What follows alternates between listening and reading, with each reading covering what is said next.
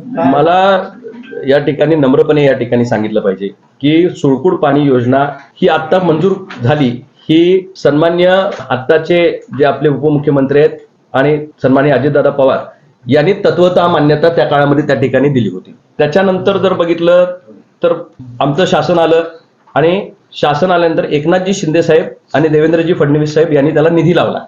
160 कोटी रुपयाचा निधी हा धैर्यशील मान्यांनी तिथं मागणी केली आणि त्यामुळे केंद्र आणि राज्य शासनाचा इतका भरीव निधी त्यामध्ये या ठिकाणी आला. ही पहिलीच योजना इचलकरंजीला मंजूर झाली नाही. याच्यापूर्वी वारणा योजना सन्मान्य हळवणकर साहेबांनी या ठिकाणी इचलकरंजीसाठी मंजूर करून आणली होती. दोन वेगवेगळे आपण या ठिकाणी सोल्युशन बघायला पाहिजे की कोल्हापूरला आणि इचलकरंजीला वेगवेगळ्या अँगलनं कसं बघता येईल. कोल्हापूरला प्रदूषण आहे म्हणून तुम्ही थेट पाईपलाईननं पाणी आणता, तुमच्या नदी उशाला आहे, पण त्यावेळी बाकी प्रदूषणाचं कारण सांगितलं जातं आणि त्यावेळी थेट खऱ्या अर्थानं कोल्हापूरला पाणी आणलं जातं. दुसऱ्या बाजूला इचलकरंजी शहर त्याच्यानंतर कोल्हापूरच्या प्रदूषणाच्या विळख्यात या ठिकाणी पुढे जातं आणि त्याच्यानंतर परत शिरोळ तालुक्यातली ग्रामीण भागातली गाव आहेत, म्हणजे प्रदूषणाचा विळखा ह्या पूर्ण नदीपात्रामध्ये त्या ठिकाणी आहे. त्या गावाची फक्त एवढीच मागणी आहे की मुबलक आणि स्वच्छ पाणी आम्हाला त्या ठिकाणी मिळावं. नदी स्वच्छ करणे हा कार्यक्रम आमचा एका बाजूला चालू असताना त्यांची सुळकूड पाणी योजना ही ह्या शासनानं मंजूर केलेली योजना आहे, मंजूर करायची योजना नाहीये. 160 कोटी रुपये त्याला त्या ठिकाणी लागलेले आहेत. टेंडर त्याचं झालेलं आहे. टेंडर होऊस तोपर्यंत का बसायचं, प्रक्रिया चालू झाली, टेंडर अलॉटमेंट पर्यंत थांबायचं आणि नंतर म्हणायचं की आम्ही तुम्हाला वेगळा आणि सक्षम पर्याय देऊ. मग ही प्रक्रिया पुढे न्यायचीच कशी. आज मला विनंती आहे की या ठिकाणी लोकप्रतिनिधी म्हणून या ठिकाणी सर्वच पक्षाच्या इतर लोकांकडे गैरसमजात हे होतंय. पाणी कमी पडणार असेल तर जरूर इचलकरंजीला पाणी त्या पात्रातून देऊ नये, पण जर कमी पडणार नसेल त्याचं वॉटर ऑडिट केलं की तुमच्या लक्षात येईल कुठल्याही घटकाला, पिण्यासाठीचं रिझर्वेशन असू दे, शेतीसाठीचं रिझर्वेशन असू दे, इंडस्ट्रीयल रिझर्वेशन असू दे, ह्या सगळ्याचं अनालिसिस करूनच एखाद्या शहराच्या पाणी पुरवठ्यासाठी म्हणून तांत्रिक मान्यता दिली जाते. ती तंत्रशुद्ध मान्यता ह्या प्रोजेक्टला मिळालेली आहे. प्रॉब्लेम एवढ्यासाठी झाला की मधी त्या कालव्याचं काम सुरू होतं गळतीचं आणि त्यामुळं बऱ्यापैकी पाणी सोडण्यात आलं. सोडण्यात आल्यामुळं त्या पट्ट्यातल्या लोकांना पाण्याला दुर्भिक्षाला सामोरे जावं लागलं. लोकांचा असा गैरसमज झाला की आता जर इथनं इचलकरंजीला पाणी गेलं तर आता आम्हाला कायमच ह्या दुर्भिक्षाला अशा पद्धतीनं सामोरे जावं लागेल. इचलकरंजीची जी सुळकूड योजना आहे ती सुळकूड गाव संपल्यानंतर त्याचा बंधारा आहे, म्हणजे सुळकूड पर्यंत पाणी पुरवठा 12 माही दिल्याशिवाय इचलकरंजी पाणीच पिऊ शकत नाही. या योजनेचा रादर त्या असणाऱ्या सर्व पट्ट्यातल्या गावांना पाण्याच्या दृष्टिकोनातून फायदा होणार आहे, कुठलाही तोटा याच्यामध्ये जाणार आहे. आणि आपण बांधतोय ते कर्नाटकाच्या आणि महाराष्ट्राच्या सुळकूडचा योजना आता जो बंधारा आहे त्याच्या पुढे या ठिकाणी जो प्रस्तावित बंधारा आहे तो झाल्यानंतर कर्नाटकाला आपल्याला 4 TMC पाणी देण्याचा आपला करार आहे.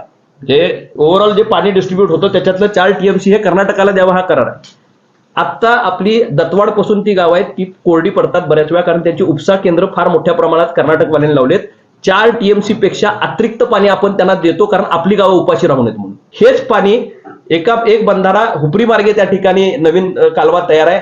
तो कालवा जर त्या ठिकाणी दत्तवाड आणि त्या परिसराला त्या ठिकाणी जोडला तर तिथल्या गावांची तहान महाराष्ट्रातनं भागेल आणि कर्नाटक त्याचा गैरवापर करू शकणार नाही. कर्नाटकला जेवढं 4 TMCचा आपला करार आहे, पाण्याचा लवाद आहे, त्या पद्धतीने आपण दिलं तर महाराष्ट्रातली संपूर्ण गावं इचलकरंजी शहरासह त्या ठिकाणी पाणी पिऊ शकतील. आमचा सर्वांचा आग्रह, सगळ्यांचा एकमुखी आग्रह, सुळकूड पाणी योजना कार्यान्वित करण्याच्या दृष्टिकोनातून उद्याच्या बैठकीमध्ये पॉझिटिव्ह चर्चा व्हावी. पर्याय काढणं दरवेळी आणि त्या इचलकरंजीला कायमपणे या ठिकाणी पाण्यापासून वंचित ठेवणं हा त्याच्यावरचा पर्याय होऊ शकत नाही. शासनाची, आमची सर्वांची ही या ठिकाणी सामूहिक जबाबदारी आहे. आजी माजी लोकप्रतिनिधी सगळे आम्ही या ठिकाणी याच्या बाजूला आहोत, पण ही लोकप्रतिनिधींची नाही, ही राष्ट्रीय संपत्ती आहे. जर प्रत्येक पाणी शहराच्या जात असताना नदीतल्या प्रत्येक पात्रातल्या गावांनी असं ठरवलं की आमच्या गावावरून नदी जाते आणि त्या गावाला शहराला आम्ही पाणी द्यायचं नाही तर कुठलंच काही या ठिकाणी धरणाचं पाणी, मग धरणवाल्यांनी ठरवलं की धरणाचं पाणी आमचं आहे, आमची घरं गेलेली आहेत, ते पुढे पाणी जाऊ द्यायचं नाही. निश्चितपणे हे एक वेगळ्या पद्धतीचा संदेश एकदा सोडून दुसऱ्यांदा या ठिकाणी त्या इचलकरंजीच्या सगळ्या लोकांनी मानसिकता या ठिकाणी त्यांची जी आहे, कित्येक लोक प्रदूषित पाण्यामुळे तिथं स्वतः आरोग्य अधिकाऱ्यापासून त्या ठिकाणी पाण्यामुळे मृत्युमुखी पडलेत. त्यांची ही नैसर्गिक गरज आहे. मुबलक आणि स्वच्छ पाणी हे या ठिकाणी दिलं पाहिजे. उद्याच्या बैठकीमध्ये आमचे 2 वेगवेगळे विषय आहेत.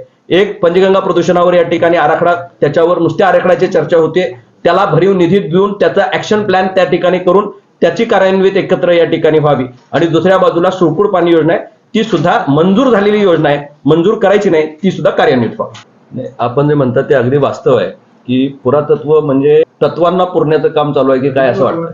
दुर्दैवानं तिथं तुम्ही एकतर कन्झर्वेशन असतं किंवा तुम्ही हेरिटेज बिल्डिंग जर द्या, त्यांचा विषय असा आहे की असणारी वास्तू त्यांनी रिक्रिएट करू देत नाहीत. म्हणजे जे स्ट्रक्चर आहे ते जसेचा तसं मेंटेन करणं ही खरं तर त्यांची जबाबदारी आहे. दुसरं, त्यांच्याकडे एवढी टीम आणि हेच नाही आहे, इन्फ्रास्ट्रक्चरच नाही आहे की जेणेकरून ते त्या ठिकाणी ते मेंटेन करू शकतील. नगरपालिका हे करू शकते जर समजा त्यांनी काही गोष्टी आउटसोर्स करायच्या ठरवल्या आणि दोघांच्या सिंकिंगमध्ये शासकीय बॉडी त्याच्यावर जर तयार झाली तर त्यातनं आम्ही बऱ्याच वेळा प्रयत्न केला. पुरातत्व खातं ना करूंगा न करणे दूंगा अशा भूमिकेमध्ये या ठिकाणी बऱ्याच वेळा काम करतं आणि हे आम्ही केंद्र शासनाला सुद्धा या ठिकाणी बऱ्याच वेळा याच्या बाबतीतले पत्रव्यवहारही झालेत. तिथल्या लोकांना बऱ्याच वेळा ह्या गोष्टीचा खऱ्या अर्थानं त्रास होतो. जरूर डेव्हलपमेंटच्या बाबतीतला त्रास आम्ही समजून घेऊ शकतो, कारण काही गोष्टी तिथं आर्किओलॉजी ज्या पद्धतीनं मेंटेन करायला पाहिजे त्या केल्याच पाहिजेत याच्यासाठी, म्हणून लोकांना तिथल्या स्थानिकांना पण बिचारांना त्रास होतो. पण ते जे मेंटेन करायचं आहे ते पडल्यानंतर सुद्धा त्याचा दगड हलू देत नाहीत ते. म्हणजे परत आम्ही लावतो म्हटलं तो तर त्याला तो उचलू देत नाहीत, जशा अवस्थेमध्ये पडलाय तसाच राहू दे म्हणतात. त्याच्यानंतर बाकीचे ढाकळायला आता परिस्थिती अशी आहे की आपल्या 2 वर्षाच्या रेनफॉलचाही परिणाम तुम्हाला या ठिकाणी जाणवत असेल की मागच्या 10 वर्षातल्या रेकॉर्डमध्ये सर्वात जास्त या 4 वर्षात रेकॉर्ड ब्रेक रेनफॉल होतोय. आतापर्यंत आपल्याकडे भूसंकलनाचे विषय नव्हते, पण गेल्या 2 वर्षामध्ये पन्हाळा शाहूवाडीमध्ये बहुतांश ठिकाणी तुम्हाला आता भूसंकलन झालेलं दिसतं. आर्किओलॉजी बरोबरच तुम्ही जर या ठिकाणी भूशास्त्रज्ञांशी चर्चा केली तर तुम्हाला लक्षात येईल की हळूहळू तिथला जो स्टोन आहे त्या स्टोनला खऱ्या अर्थानं ज्या स्पीडनं आता पाणी वरनं पडतंय, कारण 6 महिन्याचा पाऊस अगदी 2 दिवसात पडायला लागला. त्याची ढगफुटीसारखी जी अवस्था होतीये त्याचा परिणाम असणाऱ्या जुन्या वास्तूंवर व्हायला लागलाय. खिद्रापूर सारख्या मंदिरावर त्याचा परिणाम व्हायला लागलाय. खिद्रापूरमध्ये तर पुराचं पाणी दरवेळी येऊन तुम्ही जर बघितलं असेल तर ती वास्तू आता निखळायला लागली. आज ह्या ज्या ऐतिहासिक धरोहर आहेत, ह्या कोल्हापूर जिल्ह्याचं वैभव आहे, त्या वैभवाला टिकवण्यासाठी म्हणून आर्किओलॉजीशी आम्ही एका बाजूला चर्चा करतोय. उच्चस्तरीय पातळीवर आम्ही मुख्यमंत्र्यांना सुद्धा यामध्ये इन्व्हॉल्व्ह करायचं. आम्ही काही गोष्टी सेंट्रल गव्हर्नमेंटच्या ट्रेंडेड फॉरेस्टचे काही कायदे आहेत त्याचा परिणाम मोठ्या प्रमाणात आम्हाला डेव्हलपमेंट करत असताना होतोय. मुख्य प्रवेशद्वार असणारा रस्ता सुद्धा करताना आम्हाला काही मर्यादा यायला लागल्यात. म्हणजे तुम्ही बघितलं असेल हे राजकारणातली परिस्थिती सगळ्याच मतदारसंघामध्ये देशभरातल्या असं त्या ठिकाणी वातावरण चालू असतं. महायुतीचे महाराष्ट्रातले 48च्या 48 लोकसभेचे खासदार निवडून यावेत हा संकल्प घेऊन या ठिकाणी तिन्ही पक्ष एकजुटीनं कामाला या ठिकाणी लागलेले आहेत. कोल्हापूर जिल्ह्यातले दोन्ही मतदारसंघ हे शिवसेनेच्या आधिपत्याखाली आणि शिवसेनेच्या बॅनरखाली निवडून आलेले आहेत. धनुष्यबाण या चिन्हावर निवडून आलेले आहेत.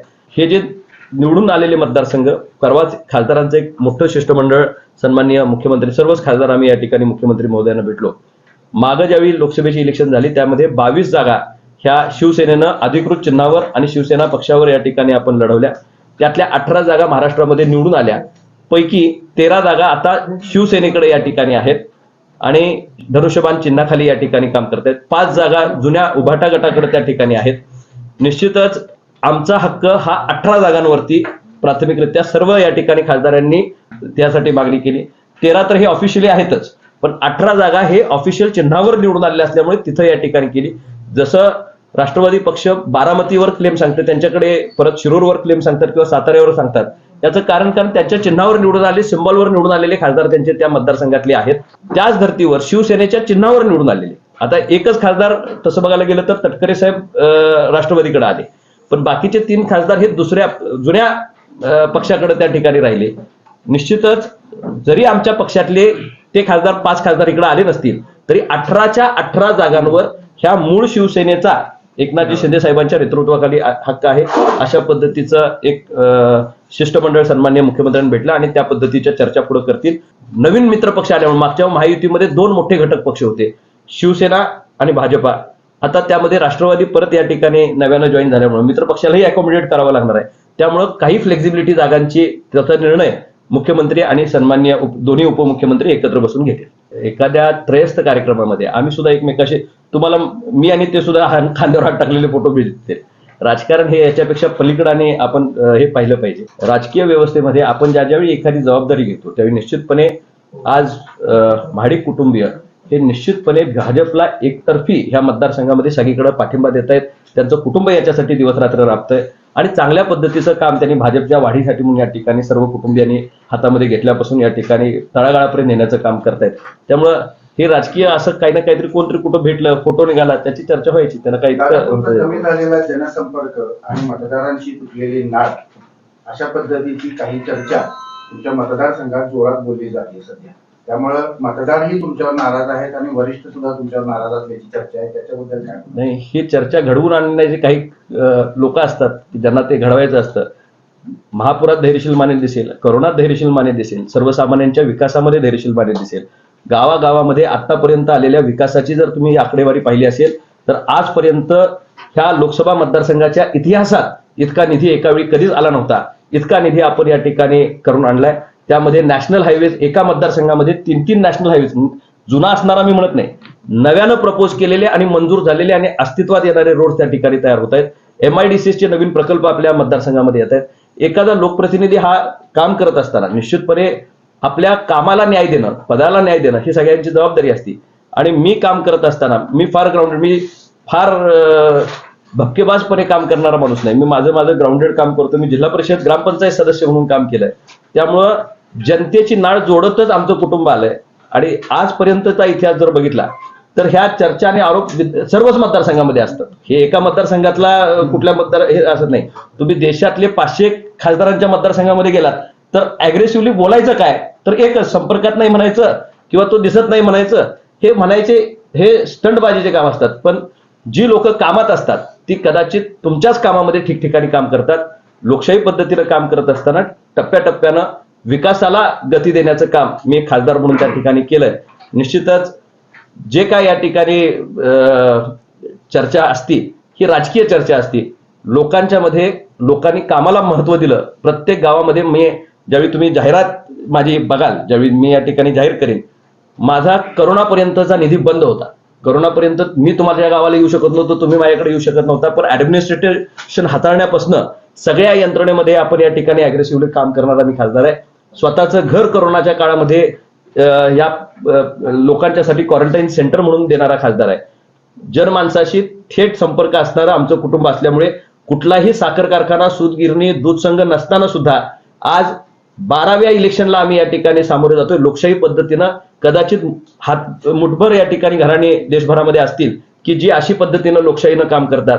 ग्रामपंचायत, जिल्हा परिषद, 2 वेळा जिल्हा परिषद उपाध्यक्ष, अध्यक्ष आणि तदनंतरचा खासदार, म्हणजे ग्रासरूट लेवल पासून मी आतापर्यंतचा राजकीय प्रवास केलाय. त्यामुळं हे राजकारणातलं जे काही या ठिकाणी आहे ते कसं पुढे राहायचं याचा पूर्ण अनुभव आम्हाला या ठिकाणी आहे. माने साहेब सुद्धा ज्यावेळी या ठिकाणी शेवटच्या इलेक्शनला उभा राहिले होते, तुम्हाला माहितीसाठी सांगतो की त्यांच्या पायाला जखम होती आणि त्यांना लोक म्हणत होते यांना तिकीटच मिळणार नाही. नंतर म्हणायला लागले की आता हे गावागावात फिरलेलंच नाही. त्यांच्या पायाला गँगरिंग झालं होतं त्या काळामध्ये आणि खूप मोठा या ठिकाणी आक्षेप आहे, लोकांचा असंतोष आहे, अशा पद्धतीची चर्चा झाली. आणि शेवटच्या इलेक्शनला मानेसाहेब 2.5 लाख मतानं त्या काळामध्ये निवडून आले होते.